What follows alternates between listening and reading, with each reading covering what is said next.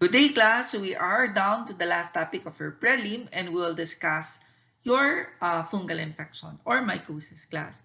So we discussed this one already, the term mycosis class in the previous video lectures. In mycology, we refer this one as fungal infection. So the word before mycosis class actually indicates the location. So for example, superficial mycosis. So these are a fungal infection class that can be seen superficially, and that includes your skin, nails, and your hairs. So pag sinabi naman natin class na subcutaneous mycosis, these are fungal infection that can actually cause subcutaneous infection. That includes your tissue. That's why class, we clarify the oxygen requirement of your fungi class during our previous lectures, that fungi are facultative anaerobe. So therefore, class, they can actually survive even without the presence of your oxygen. So for superficial mycosis class, the fungal agents under this one class, they have a specific microscopic description. So for example, if you can observe in this slide class, this is a typical characteristic of your Malassezia furfur. In microscopy class, they are described as spaghetti and meatballs. So ito daw yung spaghetti class, the hyphae, and then this is the Mycoconidia, this is the meatballs. So siya tinawag na spaghetti and meatballs. So other references that I lifted, especially with the picture class, is from your University of Adelaide. So you can browse that one class, and then maganda yung mga pictures nila doon. So now we will discuss your superficial mycosis. So superficial mycosis class, generally they are non-invasive, involve top layer of the skin, hair, or nails caused by dermatophytes. So dermatophytes class are a group of fungi that are able to damage and utilize keratin found in the skin, hair, and nails, as I mentioned. They're classified into three genera class. Take note with this one, they're classified into three. You have your Trichophyton, Epidermophyton, and Mycosporum class.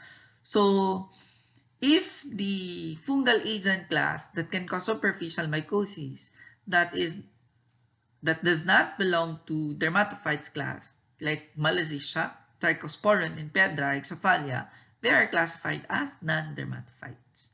Okay, take note class, yung mga dermatophytes kasi under these three genera, they are the most common fungal agent that can cause superficial mycosis. So as I mentioned class in the previous slide, dermatophytes, they break down and utilize keratin class as a source of nutrients, specifically as a source of your nitrogen class.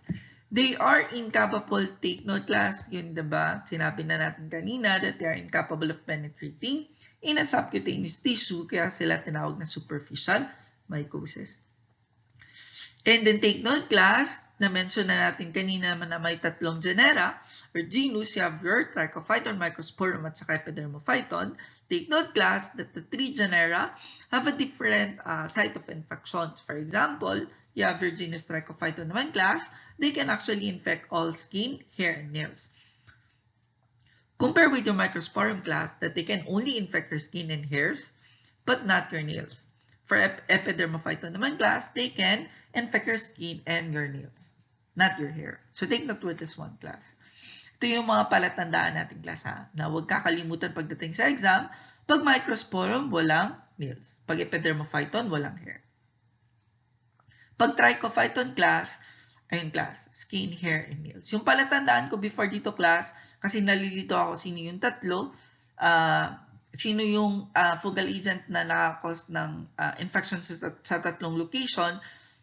Ang na-highlight ko dito class is tri. Ayan. Tri, ibig sabihin tatlo, so skin, hair, and your nails. In class. Then these organisms class cause your tinea, or also known as your ringworm. And one example of that one class is your onychomycosis, which is a term used for the infection of your nails. So Tinea class is a Latin word means worm or ringworm. Because on the body part class, they look like a ringworm. Yeah, they are characterized by another Latin word to designate the area of the body involved. So for example, Tinea barbae. Okay, ito yung sinabi class, characterized by another Latin word. Okay, so for example, barbae, it's a Latin word. Okay, characterized by another Latin word to designate the area of the body involved. So Tinea barbae. Okay, the barbae will be the location. That means beard. Then you have your tinea capitis. You have your scalp. Corporis for your body. Cruris for your groin. Pedis for your feet. Okay, that's your athlete's foot. And you have your unguium for your nails. Or you have your onychomycosis. And class. So dalawa yung Latin word natin class. Tinea, that's the ringworm. And then the location, that's for example, barbae, capitis, corporis, cruris, pedis, and unguium. You can refer this one to their book, Mahon, page 294, table 27-1. So I'll be showing you some picture class. So saan yung location? So for example, you have your tinea barbae or bird, and then you have this one. A very common with men class who usually use the shave na hindi nag-change. So for example, ginagamit niya yung shave for 1 year or 6 months or 1 year class, and then the fungi can actually survive on the surface of the shave and then can cause infection like this one. We also have like this one class, you have your tinea pedis for your athlete's foot. This one class, tinea pedis. You have your tinea corporis, kasi tinawag na ringworm, looks like this one class. Then you have your tinea cruris, groin, sa singit class. Ito yung singit na part. You have your tinea capitis for your scalp, and then you have your tinea unguium for your nails. So take note class that superficial mycosis can actually cause infection only if you are immunocompromised. So ayun class, take note. Kasi alam ko pag third year, very busy, tapos very stressful, and stress is a known predisposing factor to bagging down your immune system. So therefore, class, you need to, eat more vegetables, fruits, etc. to boost your immune system.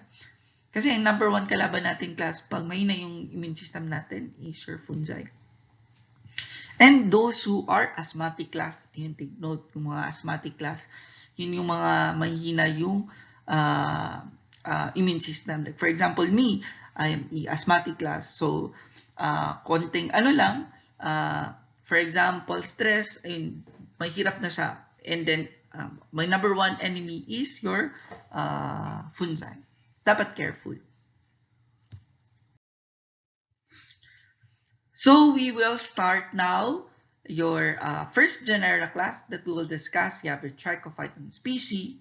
Okay, tricho class, okay, yun yung palatandaan natin, tricho, kaya it will infect your hair, skin, and your nails.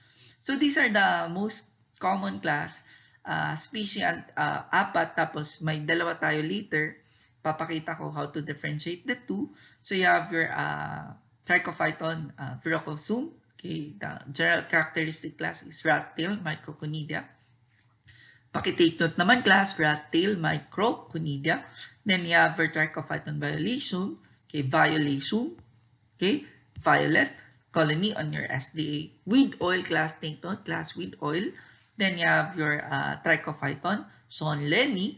Okay, fabric chandelier cause alopecia. Okay, Sonleni class is a German word for beautiful. Yan.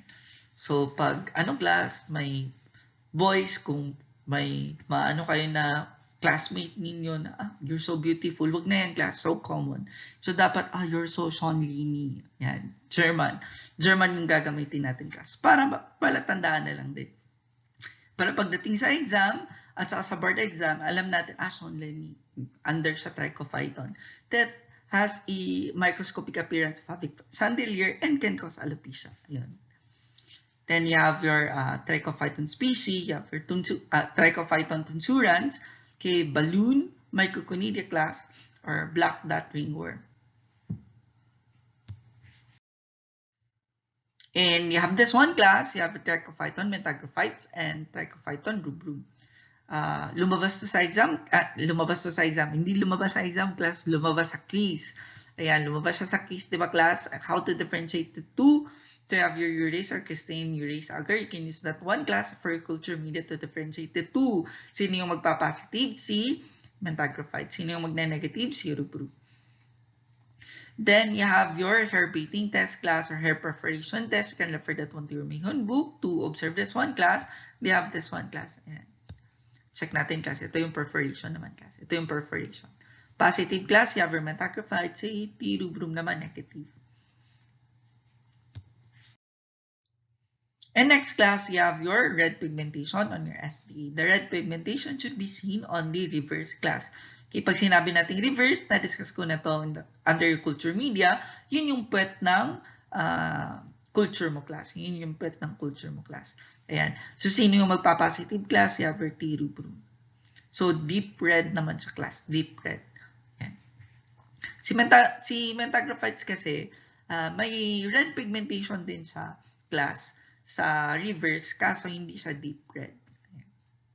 So, this one is your surface, that's cottony-like, and then deep red on the reverse.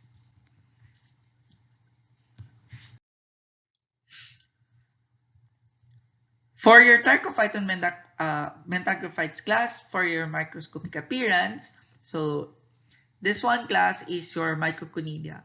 Okay, they are grape-like. If you can observe this one, and sinaparate ko para makita ninyo, this is your Microconidia. These are grape-like appearance naman class. Compare with your Macroconidia class, macro. Okay. For your Macroconidia naman class, they have a cigar-shaped appearance. Ayan class. So for colony, characteristic, colonies are generally flat on the surface. Okay, white to cream in color class with a powdery to granular surface. Yun yung sinabi ko kanina class, on the fresh culture, the colony on the reverse looks like yellow-brown and then to reddish-brown color in class. Kaya mahirap siya class to differentiate your Metagrophytes to your rubrum kasi si Metagrophytes, they also produce a reddish-brown color pag old na yung culture. Kaya dapat careful ka as a mycologist.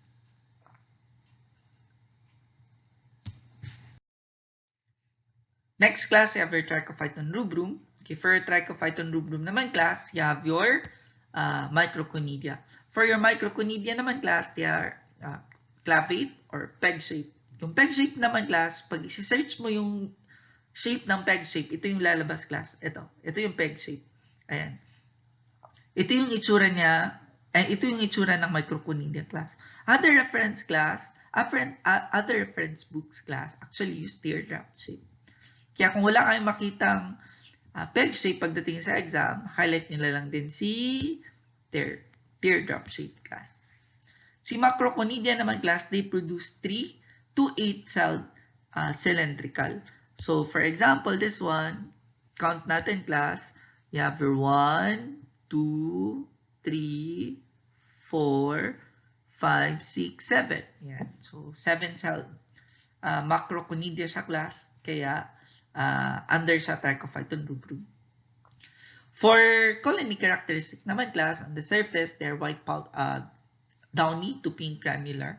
And then on reverse, they are yellow in the colonies, yung red color when old culture. Ayan class. Diba? Ang hirap. Why? Because they have actually the same characteristic with your Metagrophytes. That's why, class, you need to add additional biochemical tests. You have your hair baiting test, and etc. in class.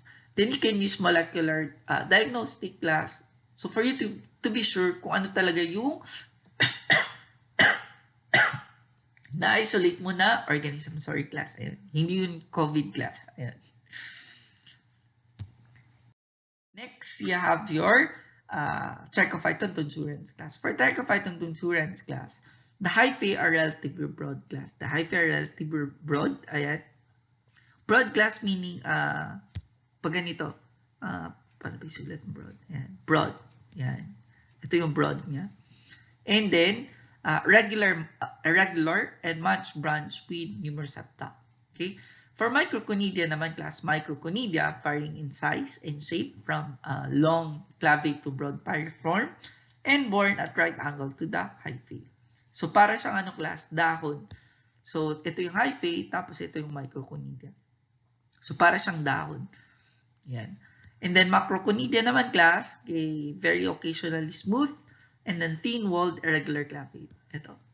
This one. Ito yung itsura ng macroconidia naman class. For colony characteristic naman class, colonies show considerable variation in texture and color. For reverse, color varies from yellow-brown to reddish-brown to deep mahogany. Ayun class. So take note class, ulit-ulitin ko that your culture characteristic together with your microscopic characteristic naman class, they are not definitive. So therefore, you need to associate the laboratory diagnosis to the clinical manifestation of the patient. So take note class, you have your microconidia. Kay microconidia naman class, uulitin ko ulit class, your microconidia, they are born at right angles to your hyphae. So para siyang dahon class, nagbabranch. And then for macroconidia naman class, macroconidia, very occasionally smooth, thin-walled, irregular clavate. So that's your trichophyton tunsurans.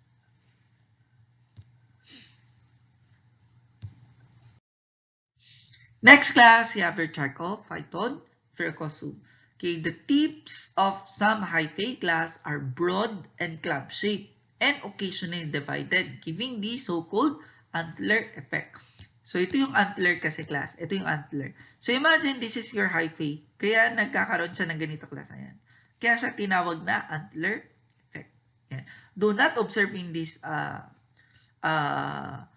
picture class, but use other hyphae class, they produce the antler effect. The chlamydospores class are often in chains. In picture, they are actually in two by pair, or seldom you can see by chain. The macroconidia naman class are only rarely produced. Okay, but when present class, take note with this one, have a characteristic tail or string bean shape. For colony characteristic naman class, colonies are slow-growing, small, button or disc-shaped, white to cream colored, with a suede-like to velvety surface, a raised center, and flat periphery with some submerged growth. For reverse naman class, pigment may vary from non-pigmented, so white lang siya class to yellow. And class, so that's your trichophyton verrucosum. So, pagdating naman sa, class, sa quiz natin dito, sa superficial mycosis. So, we will have our quiz naman pagdating ng midterm. However, class, your superficial mycosis is part of your prelim exam. So, aralin pa rin natin siya.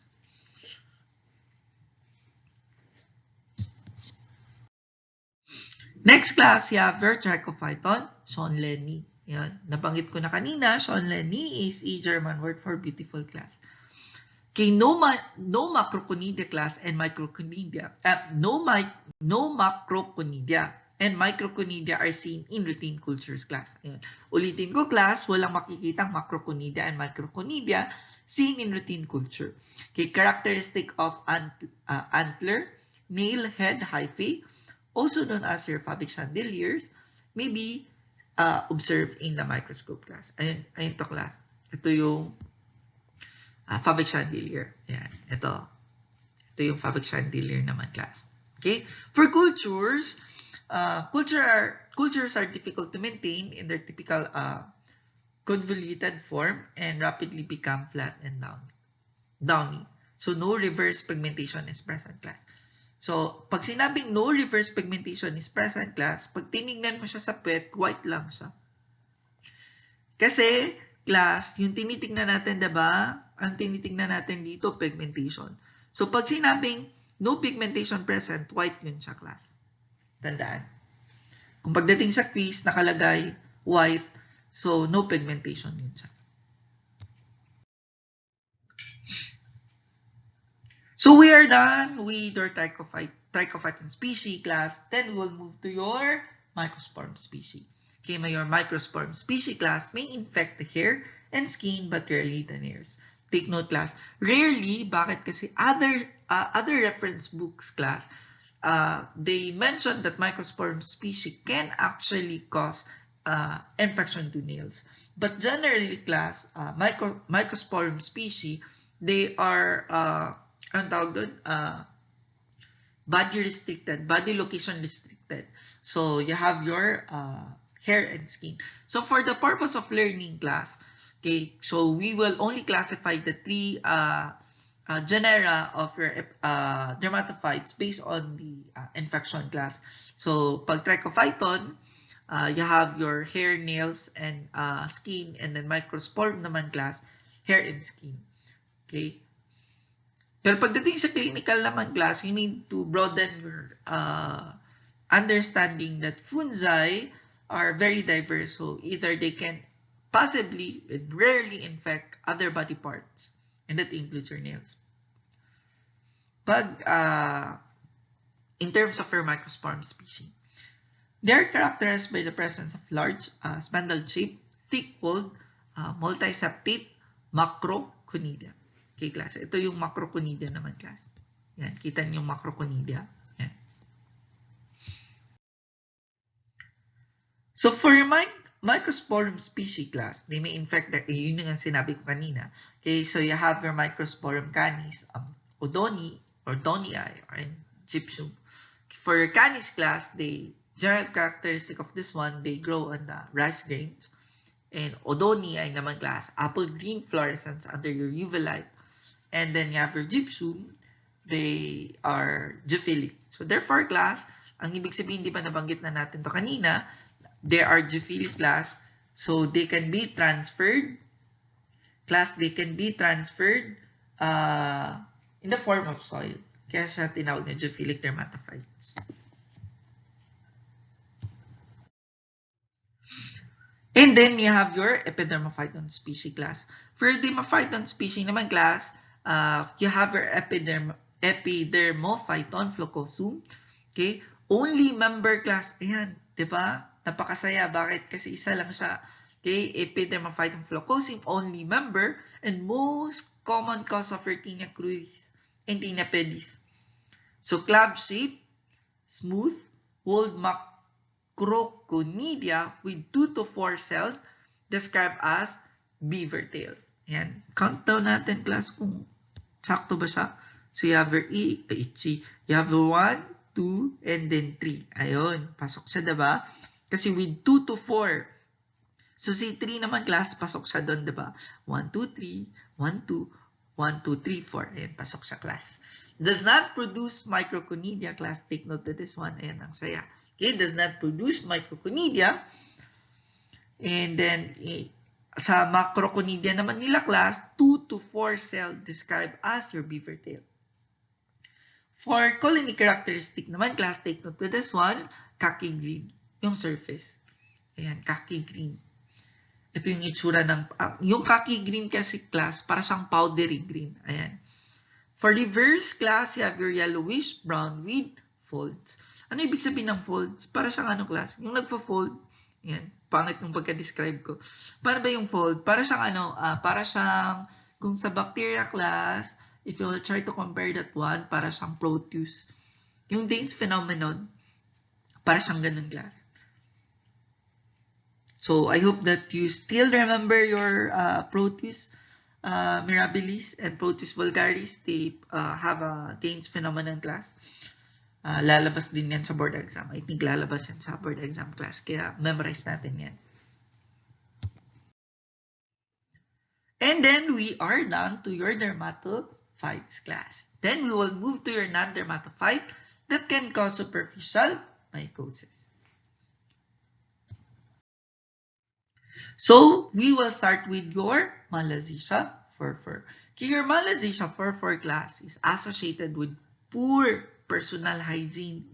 Take note with this one class, poor personal hygiene. So yung naliligo lang ng class, once a week, ganun.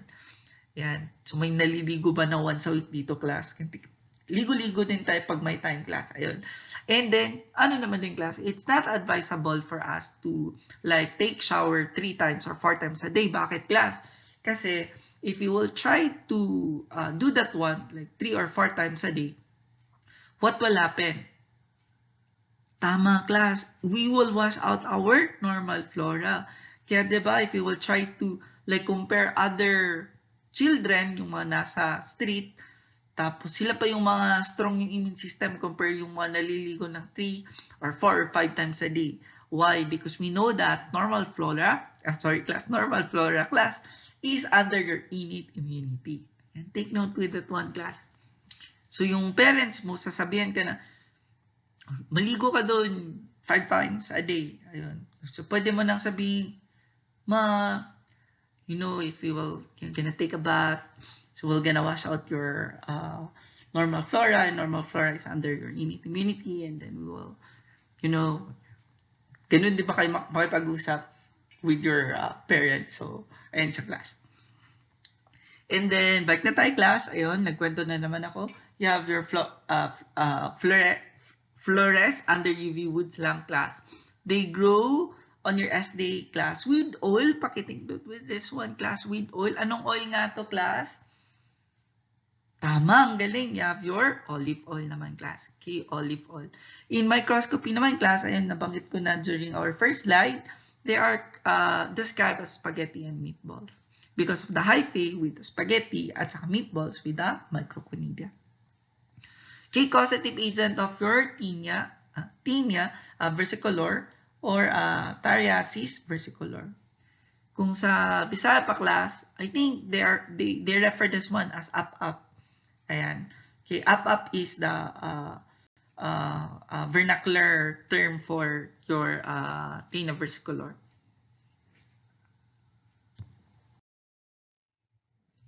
So, tinea versicolor class is a superficial brownish or scaly area on light-skinned individuals, regular patches or non-pigmented or unstained skin on dark-skinned individual. And kung ano ka class, dark skin ka, mas halata yung ano mo class, tinea versicolor mo. Caused by your Malassezia 44. Ano nga yung microscopic appearance class? Tama, ang galing. You have your spaghetti and meatballs. And then you have your Exophalia wernickeae class. Okay, causative agent of your tinea nigra palmaris. Ayan class. So the location is usually on the palm area. And if you can observe the discoloration. So this one class is caused by your Exophalia wernickeae. Next class, you have your Piedrae hortae, okay, causative agent of your black piedra. Okay, this is your hair class. Okay, they actually infect on outside your or on the surface of your hair shaft. Ayun class. So that's your Piedrae hortae, causative agent of your black piedra.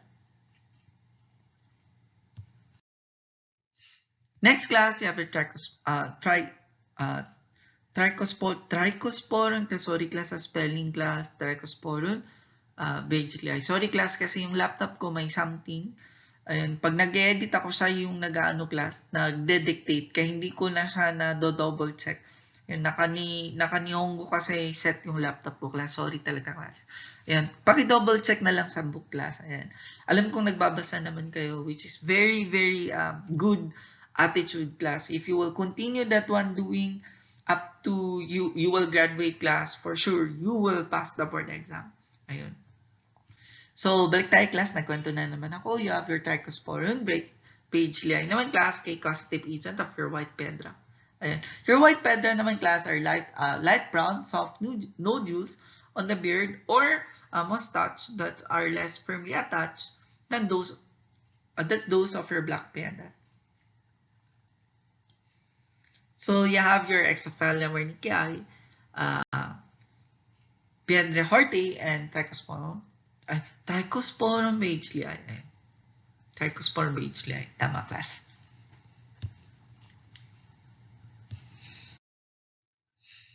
And then you have your tinea favosa or favus, okay, infection of the hair follicles naman class. Hair follicles yung ano niya, dinadamage. So, ibig sabihin class, pag meron kang tinea favosa, the tendency is that nadadamage talaga yung root. So, pag nadamage yung root class, hindi natutubo yung buhok. Ayun.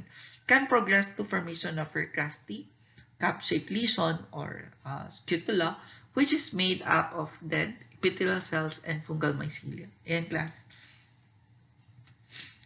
During my master's class, my teacher, my professor in UP actually had her master's in Thailand for tropical medicine. And they usually encounter this one class, sabi niya mabaho daw yung amoy. Siyempre, class, mabaho talaga kasi dead naman. Dead epithelial cells. Imagine, class. Diba dead epithelial cells? So, mabaho talaga yan. Then can lead to hair loss and scar tissue formation. Okay, caused by your trichophyton Sean-Lenny. Diba very, class? Very ironic. Bakit? Kasi they call it Sean-Lenny. And Sean-Lenny is a German word for your beautiful.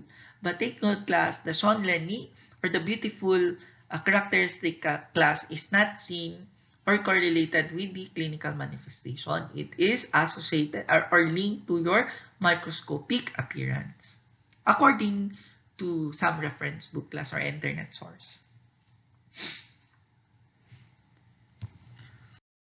So lastly, class, so we need to differentiate this one. You have your ectotrix, endotrix, and favic. Nabanggit naman natin yung dalawa class, diba? You have your ectotrix at saka endotrix. Tama? Yung the previous lecture natin, class, pag sinabi natin ectotrix, ibig sabihin these are fungal agent that can actually cause infection on the surface of the shaft of your hair. Okay, hindi sila pumapasok sa loob compare with your endotrix. Okay, ecto, exo, labas. Endo, nasa loob. And then you have your favic naman, class. For your favic, ang problema, nasa root sa class. Ayun, nasa root siya nagkukos. Kaya pag meron kang favic infection, the probability of losing your hair is so high. Yan, class. That's your favic hair infection. So, we are done with your superficial mycosis, class. Madali lang naman superficial mycosis, class. Huwag lang natin masyadong tawag nito in-deep kasi pagdating sa board exam, alam naman natin ano lang apat lang yung ilalabas, 'di ba? The general goal for this course, class, after you will graduate to this course, class, for your medical mycology, at least you can appreciate and know the difference of your fungi infection, and that includes your superficial, subcutaneous, and then you have your systemic and opportunistic fungi. Yun naman yung importante, class. And then pagdating sa laboratory, class, and then I know that it's very seldom that you will encounter superficial mycosis. Yung pinaka-common talaga is like you have your Candida albicans, and some superficial mycosis, you have your tinea, you have your Malassezia furfur. Pero class, pag superficial mycosis sa Philippines kasi, class, majority of the Filipinos, they don't go to the hospital if hindi siya severe. So for example, you have skin infection, tapos may discoloration lang. So they don't usually go to the hospital and seek for physician's advice. Sabihin, okay lang to, baka ano lang, baka ganyan lang. As long as layo lang sa atay, they gonna only say that one, class. That's why we, medical technologies, medical laboratory scientists, seldom receive samples for mycology, class. Ayun. So, we are done with your superficial mycosis, class. I hope that you learned something in this lecture, class, and then please supplement it by reading your books. I know it's not a problem anymore because I know that you read your books, class. And then we're done with the first term, and I hope that you learned something, class. And then good luck sa quiz and then sa exam. If you have some questions, And then clarifications, I know na may mga inconsistent, baka meron ako inconsistency during this video lecture to the books. Please don't hesitate to clarify that one, either in the group or personal. Free naman ako. Hindi naman siya free talaga, pero I have time in clearing up the gray areas under your mycology. And that's it. So let's study more and let's pass the preliminary exam. Okay. Bye guys. Bye class. See you on next week for our subcutaneous mycosis.